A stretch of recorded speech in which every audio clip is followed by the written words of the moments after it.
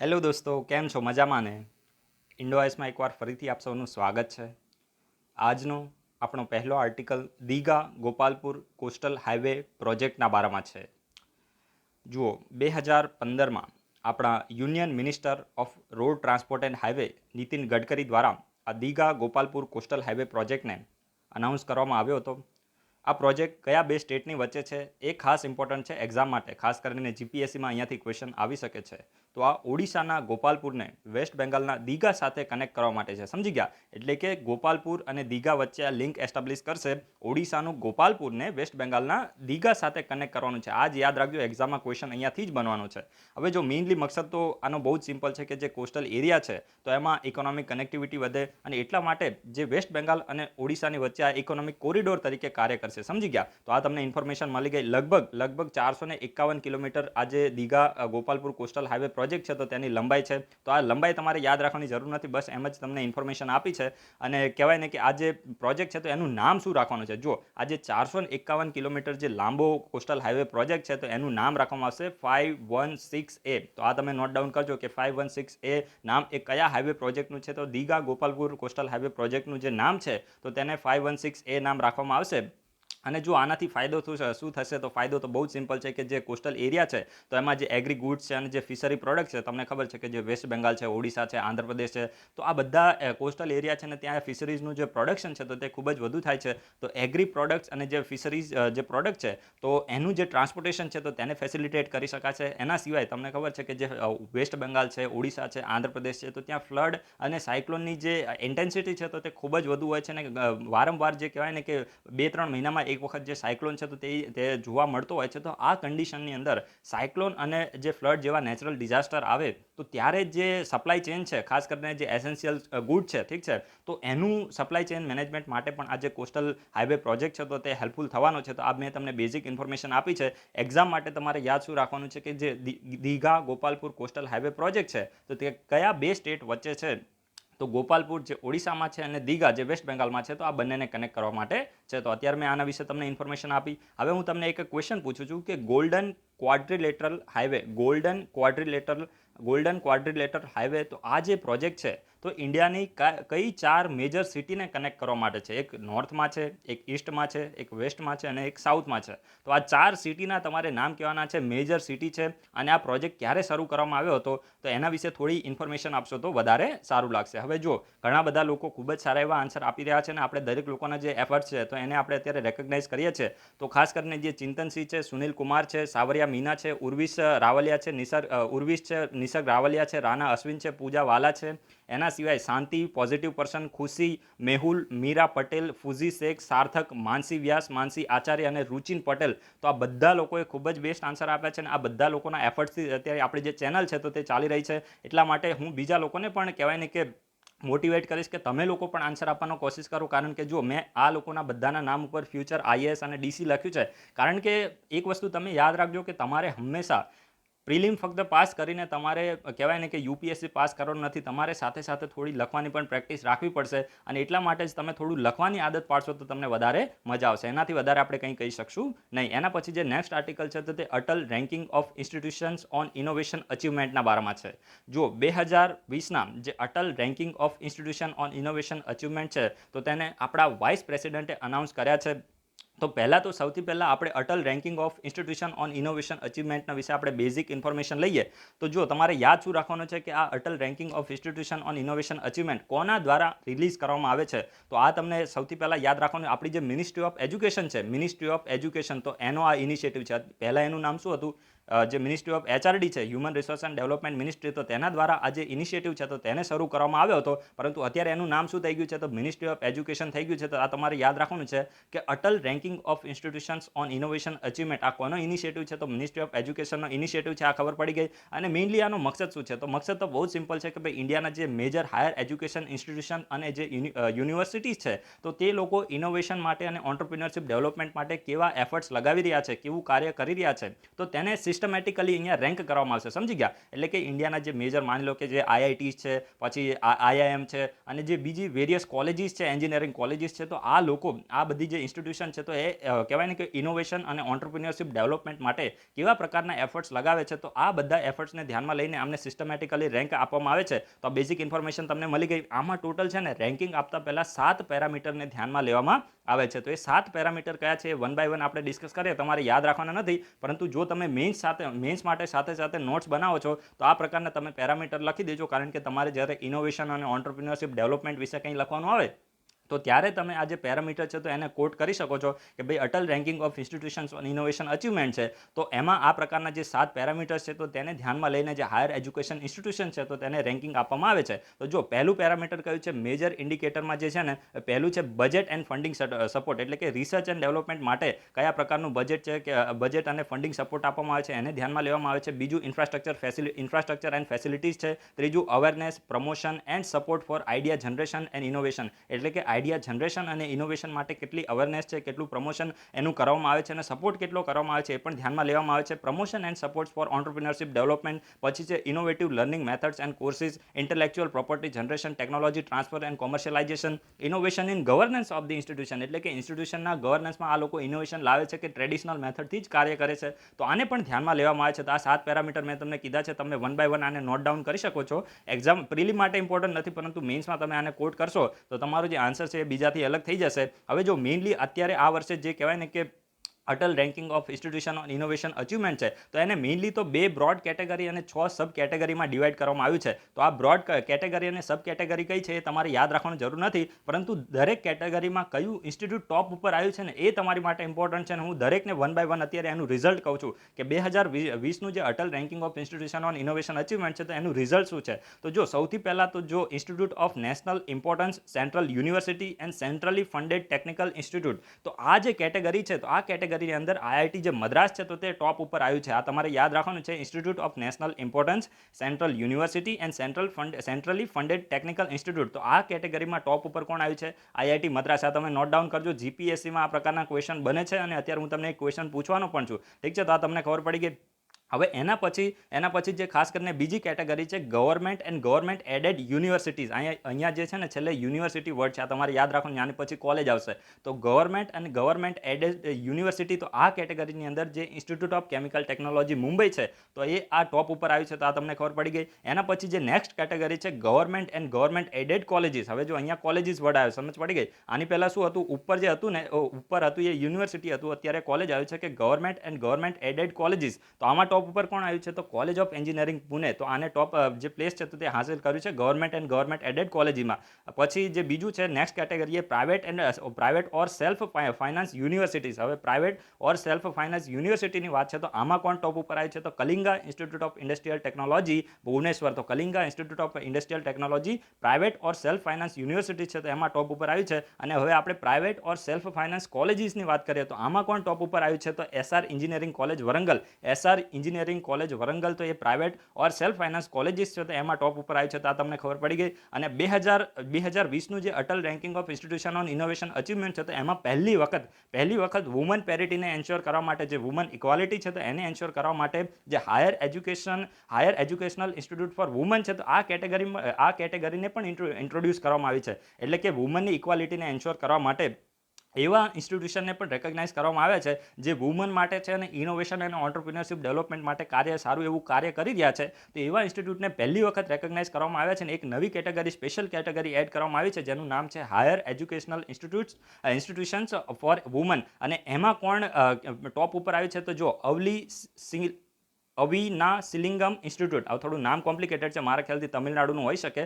અવિના સિલિંગમ Institute for Home Science and Higher Education. Avinashilingam Institute for Home Science and Higher Education. તો એ આ વુમનવાળું જે higher educational ઇન્સ્ટિટ્યૂટનું જે category છે તો એમાં ટોપ ઉપર આવ્યું છે. તો આ બધી જે મેં તમને કેટેગરી અને થોડું જે કોલેજ અને યુનિવર્સિટીના નામ કીધા તો એ તમારે યાદ રાખવાનું છે. થોડું ફેક્ચ્યુઅલ છે, પરંતુ તમારે આને તો યાદ રાખવું પડશે, કારણ કે આનો કોઈ બીજો સમજવાનો આમાં ઓપ્શન આવતો નથી. કારણ કે જે વસ્તુ ગોખવાની હોય તમારે યાદ કરવું જ પડે કે ભાઈ સેલ્ફ ફાઇનાન્સ કેટેગરીમાં કોણ ટોપ ઉપર આવ્યું છે, આ તમારે યાદ રાખવું પડે. તો અત્યારે જો એજ્યુકેશન ન્યૂઝમાં છે ને તો હું તમને એજ્યુકેશનના રિલેટેડ જ ક્વેશ્ચન પૂછું છું. આમાંથી ક્વેશ્ચન આવવાની સંભાવના યુપીએસસીમાં નથી. જીપીએસસીમાં ક્વેશ્ચન બની શકે છે, યુપીએસસીમાં અહીંયાથી ક્વેશ્ચન નહીં બને Atal ranking of institution on innovation અચીવમેન્ટમાં. પણ જે યુપીએસસીમાં ક્વેશ્ચન આવે હું તમને ક્વેશ્ચન પૂછું છું કે school education quality index, school education quality index 2019, તો આને કોના દ્વારા રિલીઝ કરવામાં આવ્યું હતું અને આ 2019ની એડિશન એ કઈ એડિશન હતી, કયા સ્ટેટે, મેજર સ્ટેટની વાત છે, જીપીએસસી એ ડેપ્યુટી સેક્શન ઓફિસરની એક્ઝામ હોય ને એમાં અહીંયાથી ક્વેશ્ચન પૂછો તો કે જે સ્કૂલ એજ્યુકેશન ક્વોલિટી ઇન્ડેક્સ 2019 છે તેમાં જે ટોપ ઉપર છે તો આ સ્ટેટ આવ્યું છે, તો છેલ્લા પ્લેસ ઉપર કયું સ્ટેટ આવ્યું છે, આવો ક્વેશ્ચન પૂછો છે. તો અત્યારે હું તમને ટોપનું સ્ટેટ નથી કહેતો, તમારે જ બધું કહેવાનું છે કે જે સ્કૂલ એજ્યુકેશન ક્વોલિટી ઇન્ડેક્સ છે તો તે કોના દ્વારા રિલીઝ કરવામાં આવે છે, 2019ની એડિશન કઈ હતી અને ટોપ ઉપર મેજર જે સ્ટેટ છે એમાં ટોપ ઉપર કયું સ્ટેટ આવ્યું હતું અને બોટમ ઉપર એટલે કે છેલ્લા સ્થાન ઉપર કયું સ્ટેટ આવ્યું હતું. તો આ તમારે મેજર કેટેગરીના સ્ટેટમાંથી કહેવાનું છે. એના પછી એક બીજો પણ એક ક્વેશ્ચન હું તમને એજ્યુકેશનના રિલેટેડ જ પૂછું છું, આ તો ખૂબ જ ઇમ્પોર્ટન્ટ છે. અસર report annual status of education report. તો આ જે અસર રિપોર્ટ છે અથવા તો આને અસર ઇન્ડેક્સ પણ આપણે કહી શકીએ, તો આ કોના દ્વારા રિલીઝ કરવામાં આવે છે? શું આને નીતિ આયોગ દ્વારા રિલીઝ કરવામાં આવે છે, શું આને મિનિસ્ટર ઓફ એજ્યુકેશન દ્વારા રિલીઝ કરવામાં આવે છે કે પછી આને કોઈ એનજીઓ દ્વારા રિલીઝ કરવામાં આવે છે? તો આ તમારે કહેવાનું છે કે જે અસર ઇન્ડેક્સ છે તો એને કોના દ્વારા રિલીઝ કરવામાં આવે છે. આની તમે ફાઇન્ડિંગ નહીં લખો તો ચાલશે, કારણ કે ફાઇન્ડિંગ આની ખૂબ જ વધારે હતી ને એ ફાઇન્ડિંગ મેન્સ માટે તમને કામમાં આવે હતી. તો અત્યારે હું તમને આ પ્રિલિમના રિલેટેડ ક્વેશ્ચન પૂછું છું તો વધારે ડિટેલ નહીં આપો તો ચાલશે, ઠીક છે. એના પછી જે નેક્સ્ટ આર્ટિકલ છે તો તે કેન્યાના બારામાં છે. તો જો આપણું જે યુનાઇટેડ નેશન એન્વાયરમેન્ટ પ્રોગ્રામ છે, યુનાઇટેડ નેશન એન્વાયરમેન્ટ પ્રોગ્રામ, તો તેને રિસન્ટલી એક રિપોર્ટને રિલીઝ કર્યો છે અને એ જે રિપોર્ટ છે ને તો એમાં એવું બતાવવામાં આવ્યું છે કે જે કેન્યાનું જે કોસ્ટલ એરિયામાં જે સી ગ્રાસીસ છે તો તેના ઉપર, એના સર્વાઈવલ ઉપર ખૂબ જ ખતરો છે, કારણ કે કેન્યાના જે કોસ્ટલ એરિયા છે તો એની અંદર જે ફિશિંગ છે તો તે ખૂબ જ વધી ગયું છે અને જે સીવીડ ફાર્મિંગ છે અને જે ટુરિઝમ છે તો આ ખૂબ જ વધી ગયું છે ને એના હિસાબથી જે કેન્યાના જે કોસ્ટલ એરિયામાં જે સી ગ્રાસીસ જોવા મળે છે,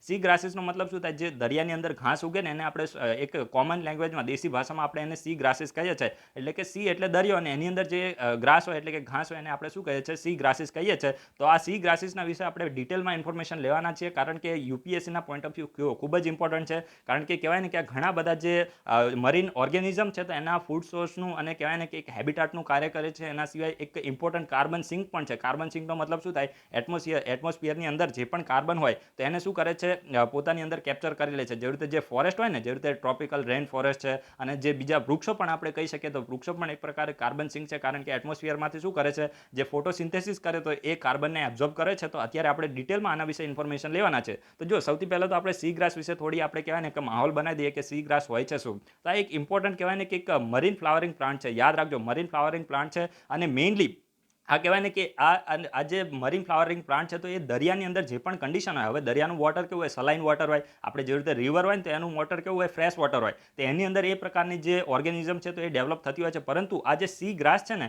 તો એ દરિયાની જે કન્ડિશન છે, દરિયાનું જે એન્વાયરમેન્ટ છે તો તેની અંદર કહેવાય ને કે સર્વાઈવ કરવા માટે આ એડેપ્ટ થઈ જાય છે. હંમેશા એટલું તમારે યાદ રાખવાનું કે જે પણ એરિયાની અંદર પર્ટિક્યુલર ઓર્ગેનિઝમ જોવા મળતી હોય, જેવી રીતે માની લો કે જે કોઈ હિલી એરિયા છે તો હિલી એરિયામાં વાતાવરણ અલગ પ્રકારનું હોય, પરંતુ ત્યાં જે ઓર્ગેનિઝમ જોવા મળે ને એ થોડો સમય પછી પોતાને એ એન્વાયરમેન્ટની અંદર રહેવા માટે શું કરી દે, લાયક કરી દે. સમજી ગયા, એ પોતાને એડેપ્ટ કરી લે. તો એવી જ રીતે આ જે સી ગ્રાસીસ છે તો તે દરિયાનું જે એન્વાયરમેન્ટ છે તો એની અંદર સર્વાઈવ કરવા માટે પોતાને એડેપ્ટ કરી લે છે. અને મેઇનલી છે ને તો આ સી ગ્રાસ દરિયાના સેલો વોટરમાં જોવા મળે છે. એટલે કે માની લો કે આ દરિયો છે ને તો આ દરિયો તો ખૂબ જ ઊંડો હોય, પરંતુ આ ખૂબ જ ઊંડાઈ ઉપર જોવા મળતા નથી. જે ઉપરી સતહ છે, દરિયાની જે ઉપરની જે સતહ હોય, જે કહેવાય ને ઉપરનું જે લેયર હોય તો ત્યાં જોવા મળે છે. હવે ઉપરનું લેયરમાં જોવા મળે એનો મતલબ શું થાય કે જે સૂર્યનો જે પ્રકાશ છે તો એના ઉપર જઈ શકે, કારણ કે તમને ખબર છે કે જે પણ વનસ્પતિ હોય તો એને શું કરવું પડે, ફોટોસિન્થેસિસ કરવું પડે. અને ફોટોસિન્થેસિસ કોની પ્રેઝન્સમાં થાય, સનલાઇટની પ્રેઝન્સમાં થાય. અગર જો સનલાઇટ જ ના આવતી હોય તો એ ક્યારેય ફોટોસિન્થેસિસ કરી શકે નહીં અને જે કાર્બન ડાયોક્સાઇડ છે તો એને એબ્ઝોર્બ ના કરી શકે અને ઓક્સિજનને છોડી ના શકે. તો એટલા માટે જ જે છે ને તો સી ગ્રાસ એ દરિયાને ઉપરી સતહમાં ઉપરના લેયરમાં હોય છે, ખૂબ ઊંડાઈ ઉપર જોવા મળતું નથી. તો આ તમને ફેક્ટ ખબર પડી ગઈ. સમગ્ર વિશ્વની અંદર આ ઇમ્પોર્ટન્ટ ફેક્ટ છે, યાદ રાખજો. સમગ્ર વિશ્વની અંદર 72 સી ગ્રાસીસની સ્પીસીસ જોવા મળે છે. કેટલી? 72 સી ગ્રાસીસની સ્પીસીસ જોવા મળે છે સમગ્ર વિશ્વની અંદર. અને મેઇનલી જે સ્પીસીસ છે તો એ ટ્રોપિકલ અને ટેમ્પરેટ જે ઓશન છે તો એની અંદર જોવા મળે છે. તો તમને એમ થાય કે આ ટ્રોપિકલ અને ટેમ્પરેટ ઓશન શું હોય, તો માની લો કે આપણી અર્થ છે, અર્થની વચ્ચે શું છે, ઇક્વેટર છે. અહીંયા 23.5 શું છે, ટ્રોપિક ઓફ કેન્સર, અને આ કેપ્રિકોન છે, અને આ 60 6.5 શું છે? તો આ આર્ટિક સર્કલ છે અને એન્ટાર્ટિક સર્કલ છે. સમજી ગયા? તો આ જે એરિયો છે ને ટ્રોપિક ઓફ કેન્સર અને કેપ્રિકોનની વચ્ચે, તો આને આપણે ટોરિડ ઝોન કહીએ છીએ અથવા તો આને ટ્રોપિકલ એરિયા પણ કહીએ છીએ. તો અહીંયા જે ઓશન હોય તેને આપણે શું કહીએ છીએ? ટ્રોપિકલ ઓશન કહીએ છીએ. અને આ જે છે ને જે ટ્રોપિક ઓફ કેન્સર અને જે ઉપર આર્ટિક સર્કલ, તો આ બંને વચ્ચેનો જે રીજન છે તો આને આપણે શું કહીએ છીએ? તો આને આપણે ટેમ્પરેટ ઝોન કહીએ છીએ. અને અહીંયા ટ્રોપિક ઓફ કેપ્રિકોન અને જે એન્ટાર્ટિક સર્કલ છે તો એની વચ્ચેનો જે એરિયા છે તો આને આપણે શું કહીએ છીએ? તો આને પણ આપણે ટેમ્પરેટ ઝોન કહીએ છીએ. તો અહીંયા જે ઓશન હોય તો એને શું કહેવાય? ટેમ્પરેટ ઓશન કહેવાય. અને આ જે ઓશન હોય તો એને આપણે શું કહીએ છીએ? ટ્રોપિકલ ઓશન કહીએ છીએ. તો આ મેં તમને બહુ સિમ્પલ લેંગ્વેજમાં સમજાવી દીધું છે, તો આ તમને ખબર પડી ગઈ હશે. તો મેઇનલી જે સી ગ્રાસીસ છે તો એ ટ્રોપિકલ અને ટેમ્પરેટ ઓશનમાં જોવા મળે છે. આ તમને ખબર પડી ગઈ. આનું ઇમ્પોર્ટન્સ શું છે? તો ઇમ્પોર્ટન્સ તો બહુ જ ઇમ્પોર્ટન્ટ છે, કારણ કે જે સી ગ્રાસીસ છે તો એને લંગ્સ ઓફ ધ સી કહેવામાં આવે છે. હવે લંગ્સ ઓફ ધ સી કહેવામાં આવે, જે રીતે આપણા જે ફેફસા છે તો એ શું કરે છે? શ્વાસને લેવા અને છોડવાનું આપણે કાર્ય કરે છે. તો તેવી જ રીતે જે સી ગ્રાસીસ છે તો તેને લંગ્સ ઓફ ધ સી કહેવામાં આવે છે. કારણ કે 1 સ્ક્વેર મીટરની અંદર સી ગ્રાસીસ હોય ને તો એક દિવસની અંદર 10 લીટર જેટલું જે ઓક્સિજન છે તો તે પ્રોડ્યુસ કરે છે. યાદ રાખજો, ખૂબ જ ઇમ્પોર્ટન્ટ છે કે 1 મીટરની અંદર સી ગ્રાસીસના જે મેદાનો હોય, માની લો કે આ 1 મીટરનો એરિયા છે તો એની અંદર જે સી ગ્રાસ હોય ને તો એ એક દિવસની અંદર 10 લીટર જેટલું શું કરે છે? ઓક્સિજનને પ્રોડ્યુસ કરે છે. તો સમજી શકો છો કે આનું જે ઇમ્પોર્ટન્સ રોલ છે તો તે કેટલો વધારે હશે. એટલા માટે આને લંગ્સ ઓફ ધ સી કહેવામાં આવે છે. તો યુપીએસસી તમને અહીંયાથી ક્વેશ્ચન પૂછી શકે, અથવા તો જીપીએસસીમાં પણ અહીંયાથી ક્વેશ્ચન આવે કે લંગ્સ ઓફ ધ સી તરીકે કોને ઓળખવામાં આવે છે. તમને આ ઓપ્શનમાં સી ગ્રાસીસ જોવા મળે તો તમારે કોઈ પણ પ્રકારના વિચાર્યા વગર તમારે ડાયરેક્ટ જે આન્સર છે તો એને ટિક કરી દેવાનો છે. ખૂબ જ ઇમ્પોર્ટન્ટ છે. ઠીક છે? તો આ મેં તમને ઇન્ફોર્મેશન આપી. હજુ પણ ઘણા બધા જે ક્વેશ્ચન છે, જે સ્ટેટમેન્ટ છે તો એ બાકી છે. એના સિવાય જે સી ગ્રાસીસ છે તો તેને ઇકોસિસ્ટમ એન્જિનિયર તરીકે પણ ઓળખવામાં આવે છે. ઇકોસિસ્ટમ એન્જિનિયર્સ તરીકે પણ ઓળખવામાં આવે છે. અને મેઇનલી જે રિવર છે તો એની અંદરથી જે સેડિમેન્ટ આવતું હોય, ન્યુટ્રિયન્ટ્સ રીચ જે વોટર આવતું હોય, તો એને પણ જે સી ગ્રાસીસ છે તો તે શું કરે છે? એને ટ્રેપ કરી લે છે. હવે તમને ખબર છે કે જે રિવરમાંથી વોટર આવતું હોય ને તો એ ન્યુટ્રિયન્ટ રીચ હોય. હવે ન્યુટ્રિયન્ટ રીચ જો વોટર દરિયાની અંદર જાય ને તો એનાથી શું થાય? જે એલ્ગી છે તો એનું પ્રોડક્શન વધી જાય. જો એલ્ગીનું પ્રોડક્શન વધી જાય એની સામે એટલું ફૂડ અવેલેબલ ના હોય તો શું થાય? કે થોડા સમય પછી એ જે એલ્ગી છે તો એનું મૃત્યુ થઈ જાય. અને પછી જો એલ્ગીનું મૃત્યુ થઈ જાય તો એ એલ્ગી શું કરે? દરિયાની જે ઉપરની જે લેયર છે તો તે ત્યાં ઉપરની લેયરમાં આવી જાય. ઉપરની લેયરમાં જો એલ્ગી આવી જાય અને આવી રીતે જો એલ્ગી આવી ગઈ તો એનાથી શું થાય? કે જે સૂર્યનો પ્રકાશ છે તો એ દરિયાની અંદર ના જઈ શકે. અને તમને ખબર છે કે જે માછલી અને જે મરીન ઓર્ગેનિઝમ છે તો એ બધા શું કરે છે? એ બધાને સનલાઇટની જરૂર પડે છે. અને જો દરિયાની અંદર લાઇટ જ ના જાય તો ઓક્સિજનની શું થઈ જાય? જે પ્રેઝન્સ છે તો એ ખતમ થઈ જાય. અને જે મરીન ઓર્ગેનિઝમ છે તો એ ખતમ થઈ જાય. તો એટલા માટે જે ન્યુટ્રિયન્ટ રીચ વોટરને અંદર દરિયાની અંદર જતું રોકવા માટે પણ સારું એવું કહેવાય ને કે જે રોલ છે તો તે કોના દ્વારા પ્લે કરવામાં આવે છે? તો સી ગ્રાસીસ દ્વારા રોલ પ્લે કરવામાં આવે છે. હવે આ જેવી રીતે જે એલ્ગી ઉપર મરીને દરિયાની સતહની ઉપર આવી જાય, એટલે કે ઉપરના લેયરમાં આવી જાય, તો આને આપણે શું કહે છે? રેડ ટાઇડ કહે છે. યુપીએસસી આ ક્વેશ્ચન પૂછેલો છે, તમારે યાદ રાખવાનું છે કે જ્યારે પણ દરિયાની અંદર ન્યુટ્રિયન્ટ રીચ વોટર વધી જાય તો એનાથી એલ્ગીનું પ્રોડક્શન વધી જાય છે. અને એલ્ગીનું પ્રોડક્શન વધે પણ એની સામે એટલું ફૂડ ના હોય તો એલ્ગીનું મૃત્યુ થઈ જાય. અને મૃત્યુ થઈ જાય પછી એ જે એલ્ગી છે તો દરિયાની ઉપરની લેયરમાં આવી જાય. અને ઉપરની લેયરમાં આવી જાય તો શું થાય? કે ઉપરનો જે એરિયા છે તો એ પેક થઈ જાય. અને પછી કહેવાય ને કે અંદર જે દરિયાની અંદર જે નીચેનું પાણી છે તો એની અંદર સૂર્યનો પ્રકાશ જઈ શકતો નથી. અને પછી શું થાય? કે ઓક્સિજનની ગેરહાજરી થાય અને પછી જે મરીન ઓર્ગેનિઝમ છે તો એ મરવા લાગે. તો આ જે કન્ડિશન થાય તો ઉપરની જે કન્ડિશન છે તો એને રેડ ટાઇડ કહેવામાં આવે છે. કારણ કે ઉપરનું જે પાણી છે તો તમને દૂરથી જે લાલ કલરનું પાણી હોય તો એવું લાગે છે. તો સમજી ગયા? મેં તમને ડિટેલમાં ઇન્ફોર્મેશન આપી દીધી છે, જે આ ટોપિકથી એટલી રિલેટેડ નથી, પરંતુ એક્ઝામમાં ક્વેશ્ચન આવી શકે છે. હવે જો આ જે સી ગ્રાસીસ છે તો એ ઘણી બધી જે મરીન ઓર્ગેનિઝમ છે, ઇમ્પોર્ટન્ટ ફિશિસ છે, તો તેની માટે ફૂડ અને શેલ્ટરનું પણ કાર્ય કરે છે. અને જે પણ કોસ્ટલ કમ્યુનિટીઝ રહે છે તો એમની જે ફૂડ સિક્યોરિટી છે તો એને પણ એન્શ્યોર કરે છે. હવે તમને એમ થાય કે ભાઈ સી ગ્રાસીસ છે તો એ કેવી રીતે ફૂડ સિક્યોરિટીને એન્શ્યોર કરે? તો જેમ મેં તમને ઉપર અહીંયા કીધું ઉપરના સ્ટેટમેન્ટમાં કે ઘણી બધી જે મરીન ઓર્ગેનિઝમ છે અને કોમર્શિયલી ઇમ્પોર્ટન્ટ ફિશ છે તો તેના ફૂડ અને શેલ્ટરનું કાર્ય કરે છે. હવે માની લો કે આ સી ગ્રાસીસ જ નહીં હોય તો આ માછલી હશે તો એને આ ફૂડ ખાઈ નહીં શકે. અને જો માછલી માટે ફૂડ અવેલેબલ નહીં હોય તો માછલી સર્વાઈવ નહીં કરી શકે. અને જો માછલી સર્વાઈવ નહીં કરી શકે તો એ માછલીને આ જે કોસ્ટલ કમ્યુનિટી છે તો એ ખાઈ નહીં શકે. સમજી ગયા? આ બધું ક્યાંક ને ક્યાંક કહેવાય ને કે જે ઇકોલોજી છે તો એકબીજા ઉપર ડિપેન્ડન્ટ જ હોય છે. તો આ તમને ખબર પડી ગઈ. જેવી રીતે આપણે ડિમાન્ડ એન્ડ સપ્લાયનો રૂલ લાગુ પડે તો તેવી જ રીતે અહીંયા પણ હોય છે. જેવી રીતે માની લો કે સી ગ્રાસીસ ના હોય તો ફિશ ના હોય, ફિશ ના હોય તો આ લોકોને કોસ્ટલ કમ્યુનિટીને ખાવા ના મળે. તો આ જે ઇન્ફોર્મેશન છે તમને મળી ગઈ હશે. અને એના સિવાય જે ડુગોંગ છે, જેને આપણે સી કાઉ પણ કહીએ છીએ, અને યુપીએસસી ડુગોંગ વિશે ક્વેશ્ચન પૂછેલો છે એન્વાયરમેન્ટમાં, અને હું પણ તમને આના વિશે ક્વેશ્ચન પૂછવાનો છું. તો ડુગોંગ છે, સી ટર્ટલ છે, અને જે સી હોર્સીસ છે તો આની માટે પણ જે ઇમ્પોર્ટન્ટ જે સપોર્ટ સિસ્ટમ છે તો તે પૂરું પાડવાનું કાર્ય કોણ કરે છે? તો સી ગ્રાસીસ દ્વારા કરવામાં આવે છે. કારણ કે જે ડુગોંગ છે તો તે ખોરાક તરીકે કોનો યુઝ કરે છે? તો સી ગ્રાસીસનો યુઝ કરે છે. તો આ પણ તમને ખબર પડી ગઈ હશે. અને જે સી ગ્રાસીસ છે તો એ ઇમ્પોર્ટન્ટ કાર્બન સિંક, આ મેં મેં તમને વિડીયોની કહેવાય ને કે ટોપિકની શરૂઆતમાં જ કીધું કે જે સી ગ્રાસીસ છે તો ઇમ્પોર્ટન્ટ કાર્બન સિંક છે. કાર્બન સિંક એટલે શું થાય કે એટમોસ્ફિયરની અંદર જે પણ કાર્બન જોવા મળે છે તો એને ટ્રેપ કોણ કરે છે? તો એને ટ્રેપ કરે છે સી ગ્રાસીસ. કારણ કે તમને ખબર છે કે ફોટોસિન્થેસિસ થાય તો એ કાર્બન ડાયોક્સાઇડને શું કરે? એબ્ઝોર્બ કરે અને ઓક્સિજનને છોડે છે. ઠીક છે. તો જો રેન ફોરેસ્ટ એરિયામાં, ટ્રોપિકલ રેન ફોરેસ્ટ એરિયામાં જેટલા પણ જે ફોરેસ્ટ જોવા મળે છે તો તેનાથી 40 ગણું ઝડપથી, યાદ રાખજો, ખૂબ જ ઇમ્પોર્ટન્ટ સ્ટેટમેન્ટ છે કે ટ્રોપિકલ જે રેન ફોરેસ્ટ છે તો તેમાં જેટલું પણ કાર્બનને એબ્ઝોર્બ કરવામાં આવે છે એના કરતાં 40 ગણું ઝડપી જે કાર્બનને એબ્ઝોર્બ કરવાનું કાર્ય કોણ કરે છે? સી ગ્રાસીસના મેડો. મેડોનો મતલબ શું થાય? મેદાનો હોય ને, સી ગ્રાસીસ એટલે કે ઘાસના, સમુદ્રી ઘાસના મેદાનો. તો એના દ્વારા જે રેન ફોરેસ્ટ એરિયામાં જે પણ ટ્રોપિકલ ફોરેસ્ટ જોવા મળે છે એના કરતાં 40 ગણું ઝડપથી જે કાર્બન છે તો એને એબ્ઝોર્બ કરવાનું કાર્ય કોણ કરે છે? તો સી ગ્રાસ કરે છે. તો તમે સમજી શકો છો કે આનો રોલ કેટલો ઇમ્પોર્ટન્સ હશે. ટ્રોપિકલ ફોરેસ્ટ કરતાં પણ વધારે આની એબિલિટી છે કાર્બનને એબ્ઝોર્બ કરવા માટેની. અને આના થ્રેટ્સ શું છે? થ્રેટ્સ એટલે કે આની ઉપર ખતરા કયા છે? તો ખતરા તો બહુ સિમ્પલ છે કે જે ઇરોઝન અને જે સેડિમેન્ટ છે તો તે એનું ડિસ્ચાર્જ વધી ગયું છે, ગ્લોબલ વોર્મિંગ છે, પછી ક્લાઇમેટ ચેન્જ થઈ રહ્યું છે, ઓવર ફિશિંગ થઈ રહી છે એટલે કે વધારે પડતું ફિશિંગની એક્ટિવિટી થઈ રહી છે, અને જે પોલ્યુશન છે તો આ બધા આના મેજર થ્રેટ છે એટલે કે ખતરા છે. તો આ મેં તમને કીધું, આ મીન્સ માટે તમારે સી ગ્રાસીસ વિશે કંઈ પણ લખવાનું આવશે ને તો હવે હું ગેરંટી મારીને કહું છું કે તમે લોકો, દરેક લોકો આનો આન્સર બહુ જ સારી રીતે લખીને આવવાના, કારણ કે મેં તમને ડિટેલમાં ઇન્ફોર્મેશન આપી દીધી છે. હવે જો અત્યારે ડુગોંગ ન્યૂઝમાં હતું ને, ડુગોંગ, તો એના વિશે હું તમને એક ક્વેશ્ચન પૂછું છું. ડુગોંગને આપણે સી કાવ તરીકે પણ ઓળખે, અહીંયા ક્યાંક હતું આવી રહ્યું, ઠીક છે. તો આ જે ડુગોંગ છે તો એને આપણે સી કાવ તરીકે ઓળખીએ છીએ. તો તમારે આ વિડીયોના કમેન્ટ બોક્સમાં કહેવાનું છે કે જે ડુગોંગ છે તો ઇન્ડિયામાં કઈ કઈ જગ્યાએ જોવા મળે છે, ડુગોંગનું આયુશિયન સ્ટેટસ શું છે, વાઇલ્ડ લાઇફ પ્રોટેક્શન એક્ટમાં ડુગોંગને કયા શેડ્યુલમાં રાખવામાં આવી છે. તો આ દરેક લોકો આ વિડીયોના કમેન્ટ બોક્સમાં આના વિશે આન્સર આપજો, કારણ કે યુપીએસસી પ્રિલિમ એક્ઝામ છે તો એમાં ક્વેશ્ચન ડાયરેક્ટ પૂછેલો છે ડુગોંગ, એનું બીજું નામ સી કાવ છે. ઠીક છે. તો દરેક લોકો આન્સર આપવાનો પ્રયત્ન કરજો. એના પછી જે નેક્સ્ટ આર્ટિકલ છે ને તો તે વેસ્ટર્ન આફ્રિકન કન્ટ્રી માલીના બારામાં છે. જો માલીમાં કહેવાય ને કે છેલ્લા 2 મહિનાથી ત્યાંના જે લોકો છે તો ત્યાંના પ્રેસિડેન્ટ છે તો તેના વિરુદ્ધ પ્રોટેસ્ટ કરી રહ્યા છે. અને એ જે પ્રેસિડેન્ટ છે એનું નામ આપણે યાદ રાખવાની જરૂર નથી, કારણ કે આપણે માલી પબ્લિક સર્વિસ કમિશનની પ્રિપેરેશન કરતા નથી કે તલાટી પબ્લિક સર્વિસ કમિશનની પણ પ્રિપેરેશન કરતા નથી. આપણે યુપીએસસી અને જીપીએસસી માટે પ્રિપેરેશન કરીએ છીએ. તમને હંમેશા કન્ટેક્સ ખબર હોવી જોઈએ અને એની ઇમ્પોર્ટન્ટ જિયોગ્રાફી ખબર હોવી જોઈએ. ઠીક છે. તો અહીંયા નામ તમારે યાદ રાખવાનું નથી. તો માલીના જે પ્રેસિડેન્ટ છે તો તેના વિરુદ્ધ લગભગ આ જે પ્રેસિડેન્ટ છે ને એમની ટર્મમાં હજુ પણ 3 વર્ષની વાર છે, પરંતુ હશે કોઈ રીઝન હશે, આપણે રીઝનમાં પડવાની જરૂર નથી. પણ આ પ્રેસિડેન્ટના વિરુદ્ધમાં છેલ્લા 2 મહિનાથી લોકો પ્રોટેસ્ટ કરતા હતા અને એ પ્રોટેસ્ટને ધ્યાનમાં લઈને હવે જે આર્મી છે, માલીની જે આર્મી છે તો એને શું કર્યું? ઓપોર્ચ્યુનિટીનો ફાયદો ઉઠાવીને માલીની અંદર મિલિટરી કૂ કરી દીધું. કૂ એટલે સમજી શકો ને, જે રીતે આપણું પડોશી દેશ પાકિસ્તાન છે ને, તો તે પાકિસ્તાન આઝાદ થયા પછી ત્યાં કેટલી વખત મિલિટરી કૂ થઈ ગયા. એટલે કે જે ડેમોક્રેટિકલી ઇલેક્ટ ગવર્મેન્ટ હોય તો એના હાથમાંથી સત્તા છીનવીને જે મિલિટરી છે તો એ શાસન ઉપર આવી જાય તો આને શું કહેવામાં આવે છે? મિલિટરી કૂ કહેવામાં આવે છે. સમજી ગયા?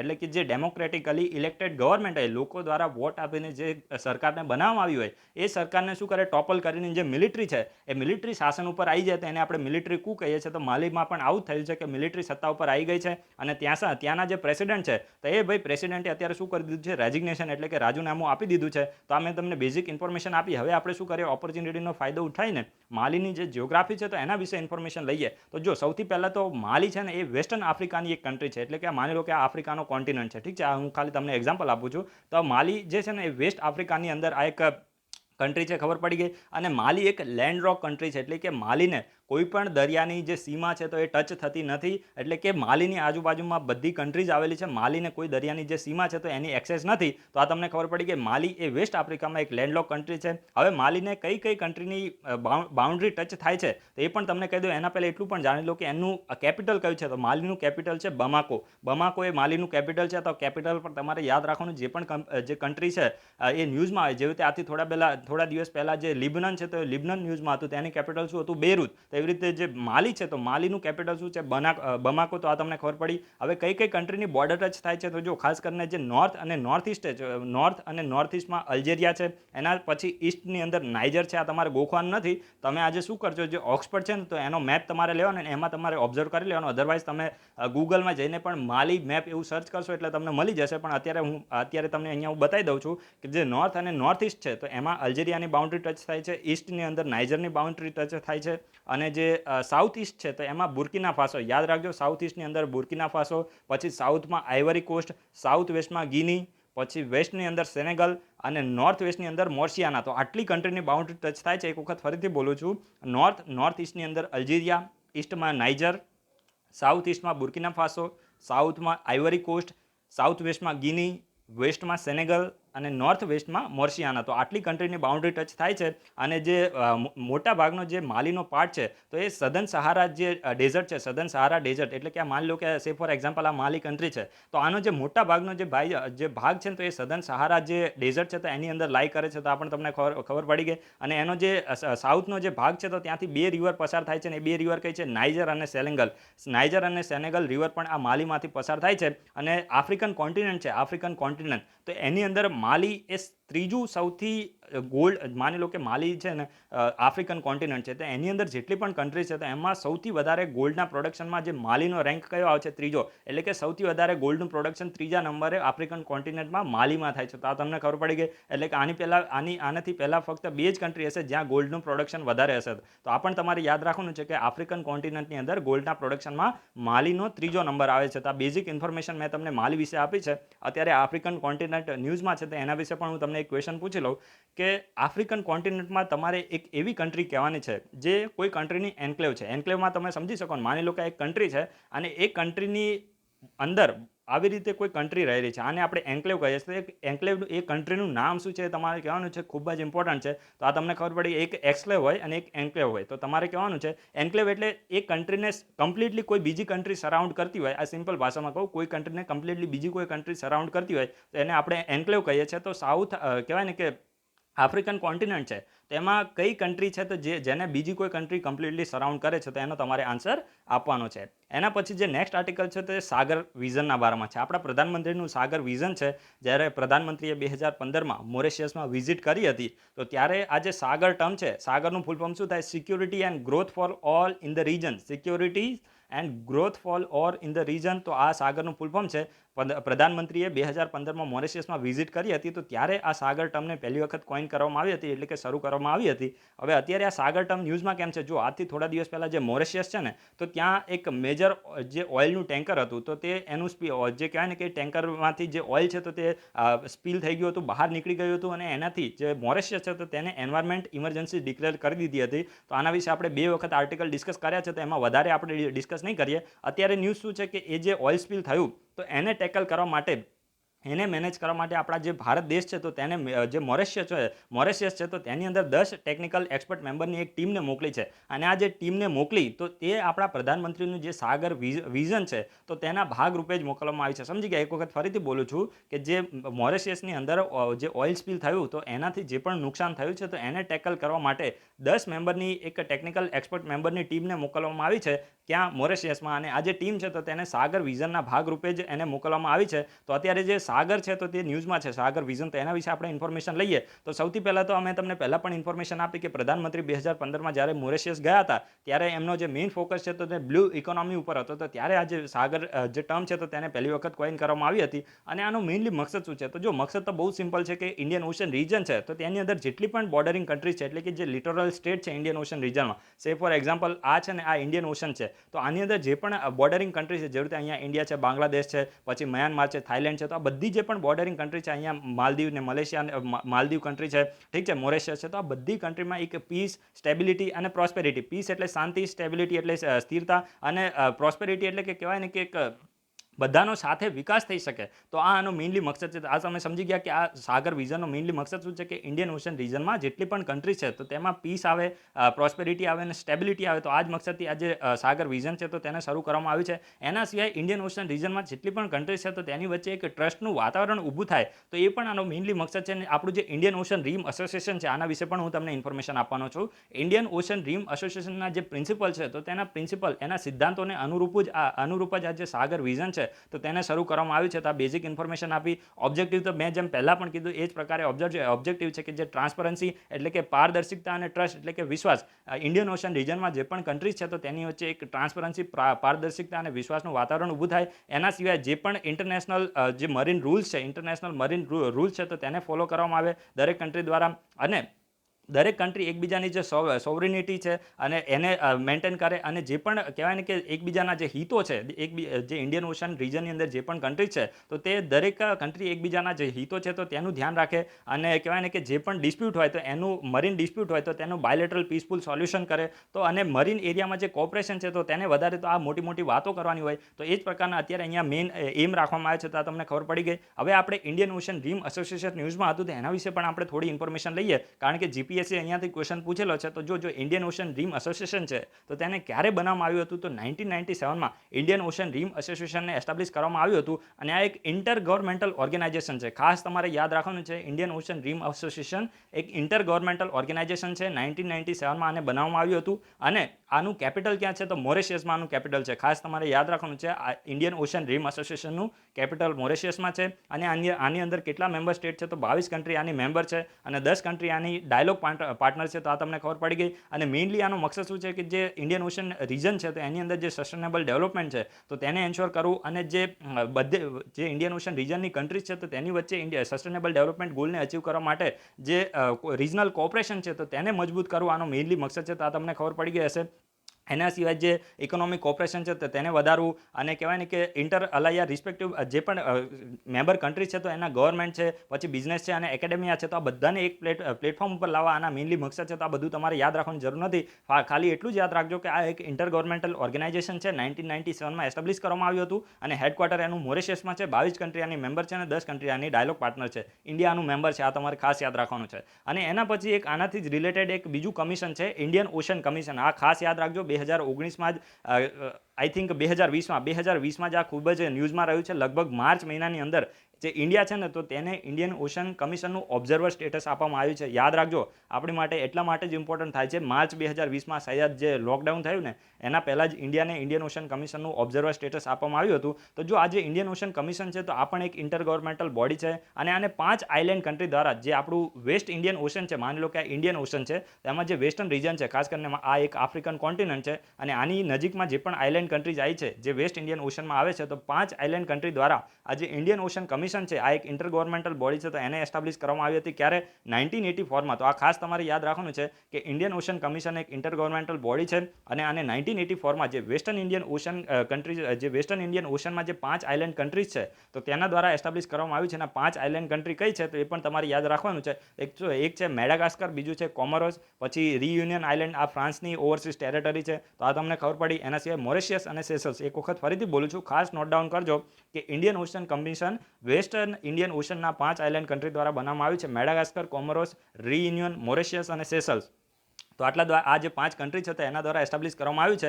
અને આ જે ઇન્ડિયન ઓશન કમિશન છે તો તેના 5 ઓબ્ઝર્વર મેમ્બર પણ છે. હવે 5 ઓબ્ઝર્વરમાં અત્યાર સુધી ઇન્ડિયા નહોતું, પરંતુ માર્ચ 2020માં જ ઇન્ડિયાને ઓબ્ઝર્વરનું સ્ટેટસ આપવામાં આવ્યું છે. તો ઇન્ડિયા ઓબ્ઝર્વર છે, ચાઇના છે, યુરોપિયન યુનિયન છે, માલ્ટા છે, અને ઇન્ટરનેશનલ ઓર્ગેનાઇઝેશન ઓફ લા ફ્રાન્કોફિન. આ તમારે હવે જો આ ઇન્ટરનેશનલ ઓર્ગેનાઇઝેશન ઓફ લા ફ્રાન્કોફિન શું છે કે જેટલી પણ સમગ્ર વિશ્વની અંદર જેટલી પણ કન્ટ્રીમાં ફ્રેન્ચ ભાષા બોલવામાં આવે છે ને, તો આ કન્ટ્રીનું આ એક ઇન્ટરનેશનલ ઓર્ગેનાઇઝેશન, સમજી ગયા? ઇન્ટરનેશનલ ઓર્ગેનાઇઝેશન ફોર લા ફ્રાન્કોફિન શું છે? સમગ્ર વિશ્વની અંદર જેટલી પણ કન્ટ્રીની અંદર ફ્રેન્ચ ભાષા બોલવામાં આવે છે તો એવી 54 કન્ટ્રી છે. તો આ 54 કન્ટ્રીનું ઓર્ગેનાઇઝેશન છે. તો આ પણ તમારે યાદ રાખવાનું છે. OIF વિશે ક્વેશ્ચન આવે તો તમારે એટલું કહી દેવાનું કે ભાઈ જે પણ સમગ્ર વિશ્વમાં જેટલી પણ કન્ટ્રીમાં ફ્રેન્ચ ભાષા બોલવામાં આવે છે તો એ જ જે ફ્રેન્ચ ભાષા બોલનારી કન્ટ્રીનું એક ઓર્ગેનાઇઝેશન છે જેનું નામ છે ઇન્ટરનેશનલ ઓર્ગેનાઇઝેશન ઓફ લા ફ્રાન્કોફિન. હવે જો ઇન્ડિયા છે તો તેને અત્યારે કહેવાય ને કે જે ઇન્ડિયન ઓશન કમિશન છે તો તેનું જે ઓબ્ઝર્વર સ્ટેટસ છે તો ઇન્ડિયાએ એક્સેપ્ટ કરી લીધું છે, કારણ કે એક જે ઇન્ડિયન ઓશન કમિશનનું સ્ટ્રેટેજિક ઇમ્પોર્ટન્સ પણ ખૂબ જ વધારે છે. અને જે ચાઇના છે તો તેને ઓબ્ઝર્વરનું સ્ટેટસ મળ્યું, તો ઇન્ડિયાને પણ મળવું જોઈએ, કારણ કે ચાઇના કંઈ પણ કરી શકે છે. તો આ મેં તમને બેઝિક ઇન્ફોર્મેશન આપી. એના પછી જે નેક્સ્ટ આર્ટિકલ છે તો તે ખૂબ જ ઇમ્પોર્ટન્ટ છે, ખાસ કરીને યુપીએસસી અને સ્પીપામાં અહીંયાથી ક્વેશ્ચન આવી શકે છે. સ્વદેશી માઇક્રો પ્રોસેસર ચેલેન્જ. તો આ જો સ્વદેશી માઇક્રો પ્રોસેસર ચેલેન્જ કોના દ્વારા લોન્ચ કરવામાં આવ્યું છે? તો આપણા union minister of electronic and information technology, union minister of electronic, જે આપણા રવિશંકર પ્રસાદ છે, તો તેમના દ્વારા આજે સ્વદેશી માઇક્રો પ્રોસેસર ચેલેન્જ છે તો તેને શરૂ કરવામાં આવ્યું છે. હવે જો આજે સ્વદેશી માઇક્રો પ્રોસેસર ચેલેન્જ, આનું ફૂલ ફોર્મ હું તમને કહી દઉં: સ્વદેશી micro processor challenge innovate solution four આત્મનિર્ભર ભારત. યાદ રાખજો, સ્વદેશી micro processor challenge innovate solution four આત્મનિર્ભર ભારત. હવે આમાં કરવામાં શું આવશે? તો જુઓ, ખાસ કરીને જે આઈઆઈટી મદ્રાસ અને જે centre for development of advance computing, યાદ રાખજો કે આઈઆઈટી મદ્રાસ દ્વારા અને centre for development of advance computing, તો આ બંને દ્વારા ખાસ કરીને જે ministry of electronic and information ટેકનોલોજીનો એક ઇનિશિયેટિવ હતો જેનું નામ હતું માઇક્રો પ્રોસેસર ડેવલપમેન્ટ પ્રોગ્રામ. તો આ ઇનિશિયેટિવના તહેત જે આઈઆઈટી મદ્રાસ છે ને તો તેને એક માઇક્રો પ્રોસેસર ડેવલપ કર્યું હતું જેનું નામ છે શક્તિ, અને જે centre for development of advance computing છે તો તેના દ્વારા પણ એક માઇક્રો પ્રોસેસરને ડેવલપ કરવામાં આવ્યું હતું જેનું નામ છે વેગા. તો યાદ રાખજો, આ ઇમ્પોર્ટન્ટ ક્વેશ્ચન અહીંયાથી બની શકે છે કે શક્તિ નામનું માઇક્રો પ્રોસેસર કોને ડેવલપ કર્યું છે, તો આઈઆઈટી મદ્રાસે કર્યું છે, અને વેગા નામનું માઇક્રો પ્રોસેસર કોને ડેવલપ કર્યું છે, તો centre for development of advance computing જેને આપણે સીડેક કહીએ છીએ. તો આ બંને દ્વારા જે બંને માઇક્રો પ્રોસેસર છે તો તેને ડેવલપ કરવામાં આવે છે, અને કઈ સ્કીમના તહેત, તો માઇક્રો પ્રોસેસર ડેવલપમેન્ટ પ્રોગ્રામના તહેત જે ministry of electronic and information technology આ પ્રોગ્રામ કર્યો હતો. હવે જો અત્યારે ન્યૂઝ શું છે, પહેલાં તો માઇક્રો પ્રોસેસર થાય શું એ હું તમને કહી દઉં. તો માઇક્રો પ્રોસેસર ખાસ કરીને એક ઇલેક્ટ્રોનિક ગેજેટ છે, ઇલેક્ટ્રોનિક ઇક્વિપમેન્ટ છે, અને જેના આનો યુઝ કરીને જે કમ્પ્યુટર છે તો એ પોતાનું ફંક્શન કરે છે. સમજી ગયા? એટલે કે જે માઇક્રો પ્રોસેસર છે તો એક જે ઇલેક્ટ્રોનિક ગેજેટ છે એનો યુઝ કરીને એક નાની એવી ચીપ જેવું હોય છે, અને આનો યુઝ કરીને જે કમ્પ્યુટર છે તો પોતાનું ફંક્શન કરે છે. તો આ મેં તમને સિમ્પલ ભાષામાં કીધું. હવે જો આ જે સ્વદેશી micro processor challenge innovate solution four આત્મનિર્ભર ભારત છે, તો આમાં કરવામાં શું આવશે, તો ministry of electronic and information technology આને લોન્ચ કર્યું છે. તો આઈઆઈટી મદ્રાસ અને સીડેક દ્વારા જે પણ માઇક્રો પ્રોસેસર આ શક્તિ અને વેગાનો યુઝ ડેવલપ કરવામાં આવ્યા, તો આ જ માઇક્રો પ્રોસેસરનો યુઝ કરીને સ્ટુડન્ટ કમ્યુનિટીને કહેવામાં આવશે, ઇન્ડસ્ટ્રીને કહેવામાં આવશે કે ભાઈ તમે આ માઇક્રો પ્રોસેસરનો યુઝ કરીને ઇન્ડિયાની ઇન્ડિજિનિયસ કોઈ ટેકનોલોજીકલ પ્રોડક્ટને ડેવલપ કરો. સમજી ગયા? બહુ જ સિમ્પલ ભાષામાં કહું છું કે મિનિસ્ટ્રીએ એવું કીધું છે કે ભાઈ આ શક્તિ અને વેગા નામનું જે પણ માઇક્રો પ્રોસેસર જે આઈઆઈટી મદ્રાસ અને સીડેકે ડેવલપ કર્યું, તો આનો જ યુઝ કરીને તમે સ્વદેશી કોઈ ટેકનિકલ પ્રોડક્ટને ડેવલપ કરો. કારણ કે તમે જોયું હશે કે ઇન્ડિયાની અંદર માની લો કે મોબાઈલ ફોન બનાવે છે ને, તો એની અંદર માઇક્રો જે પ્રોસેસર છે તો તેને યુઝ કરીને, અથવા તો કોમ્પ્યુટર બનાવવું છે તો માઇક્રો પ્રોસેસર ક્યાંથી મંગાવવામાં આવશે, તો ચાઇના, જાપાન, એના સિવાય સાઉથ કોરિયા અને જે ફિલિપિન્સ, તો આ બધી કન્ટ્રી છે, તાઇવાન છે, તો ત્યાંથી મંગાવવામાં આવશે. પરંતુ અત્યારે જે ઇન્ડિયાના માઇક્રો પ્રોસેસરનું જે કહેવાય ને કે યુઝ વધે, તો એ જ મકસદથી આ જે ચેલેન્જ છે તો તેને લોન્ચ કરવામાં આવ્યું છે. અને આપણી જે સ્ટુડન્ટ કમ્યુનિટી છે તો એને એવું કહેવામાં આવશે કે ભાઈ આજે આપણા સ્વદેશી માઇક્રો પ્રોસેસર છે તો તેનો યુઝ કરીને તમે નવી જે ટેકનિકલ પ્રોડક્ટ છે તો તેને ડેવલપ કરો. જો અહીંયા લખ્યું હશે કે આપણી જે સ્ટાર્ટઅપ છે, સ્ટુડન્ટ ઇકોસિસ્ટમ છે, તો આ બધાને કહેવામાં આવશે કે ભાઈ તમે આ જે માઇક્રો પ્રોસેસર છે તો તેનો યુઝ કરીને જે નવી ટેકનોલોજી જે પ્રોડક્ટ છે તો તેને ડેવલપ કરો. તો આ જ મકસદથી આને લોન્ચ કરવામાં આવ્યું છે, તો તમને ખબર પડી ગઈ હશે. એના પછી જે નેક્સ્ટ આર્ટિકલ છે તો તે યુકેના બારામાં છે. જો યુકેનું ફૂલ ફોર્મ થાય છે યુનાઇટેડ કિંગડમ, તો યુકેની ગવર્મેન્ટે 3 મિલિયન પાઉન્ડનું એક ઇનોવેશન ચેલેન્જ ફંડને લોન્ચ કર્યું છે. યાદ રાખજો, ઇનોવેશન ચેલેન્જ ફંડ કોની માટે? ઇન્ડિયામાં 3 મિલિયન પાઉન્ડનું ઇનોવેશન ચેલેન્જ ફંડને લોન્ચ કર્યું છે. અને આ જે 3 મિલિયન પાઉન્ડનું ઇનોવેશન ચેલેન્જ ફંડ લોન્ચ કર્યું, તો આનો મેઇનલી મકસદ શું છે? તો ખાસ કરીને તમને ખબર છે કે અત્યારે કોવિડ-19 જે પેન્ડેમિક છે, સમગ્ર વિશ્વમાં કોરોના વાયરસની હિસાબે જે પણ ઇકોનોમિક જે ઇમ્પેક્ટ થઈ છે, તો આ બધું જે કોવિડ-19ની પેન્ડેમિક છે તો આને ટેકલ કઈ રીતે કરવું, તો આનું સોલ્યુશન શોધવા માટે જે સાયન્ટિસ્ટ અને જે કહેવાય ને એકેડેમિયા કામ કરી રહ્યા છે, તો આ લોકોને સપોર્ટ આપવા માટે આ જે 3 મિલિયન પાઉન્ડ છે તો આ ઇનોવેશન ચેલેન્જ ફંડ હેલ્પ કરશે. સમજી ગયા? એટલે કે જે સાયન્ટિસ્ટ લોકો અને ઇન્ડસ્ટ્રી કાર્ય કરી રહી છે કોવિડ-19ને ટેકલ કરવા માટે, તો આ લોકોને ફાઇનાન્શિયલ સપોર્ટ તો જોઈએ, કારણ કે રિસર્ચ એન્ડ ડેવલપમેન્ટ કરવું હોય તો ફાઇનાન્શિયલ આસિસ્ટન્ટ તો જોઈએ. તો આ લોકોને ફાઇનાન્શિયલ આસિસ્ટન્ટ પ્રોવાઈડ કરવા માટે યુકે ગવર્મેન્ટે ઇન્ડિયાની અંદર જે 3 મિલિયન પાઉન્ડનો ઇનોવેશન ચેલેન્જ ફંડને લોન્ચ કર્યો છે. તો ક્વેશ્ચન અહીંયાથી જ બનશે, કોવિડ-19ને ટેકલ કરવા માટે જે રિસર્ચ એકેડેમિયા અને સાયન્ટિસ્ટ છે તો આ લોકોને સપોર્ટ કરવા માટે આ મેઇનલી લોન્ચ કરવામાં આવ્યો છે. તો આ બેઝિક ઇન્ફોર્મેશન મેં તમને આપી દીધી છે. અને આજના જેટલા પણ આર્ટિકલ હતા તો એ આર્ટિકલ મેં ડિસ્કસ કર્યા છે. આટલા મેમ્બરે આન્સર જે યસ્ટરડે ક્વેશ્ચનના સારા એવા આન્સર આપ્યા હતા. બીજા લોકો પણ હજુ આન્સર આપે છે એવી મારી કહેવાય ને કે તમારે બધાથી એક આપણે વધારે તો કંઈ ના કહીએ પણ એક એક્સપેક્ટ હું કરું છું કે તમે લોકો પણ આન્સર આપવાનો પ્રયત્ન કરશો, અને વિડીયો ગમે તો લાઇક કરજો. અને તમારા કોઈ મિત્રો પણ તૈયારી કરતા તો એને પણ તમે આ ચેનલને રેકમેન્ડ કરી શકો છો. આ વિડીયોના ડિસ્ક્રિપ્શન બોક્સમાં ટેલિગ્રામ ચેનલ, વોટ્સએપ ગ્રુપ અને ટ્વિટર એકાઉન્ટની ડિટેલ આપેલી છે, લિંક આપેલી છે, તો ત્યાંથી પણ તમે અમારી સાથે જોઈન થઈ શકો છો. Thanks for watching. તમારો બધાનો દિવસ શુભ જાય.